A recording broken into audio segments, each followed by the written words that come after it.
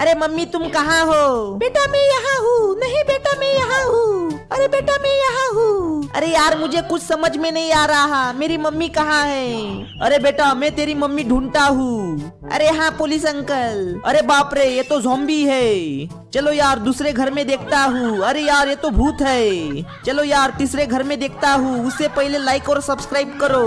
अरे बेटा इस घर में तेरी मम्मी है।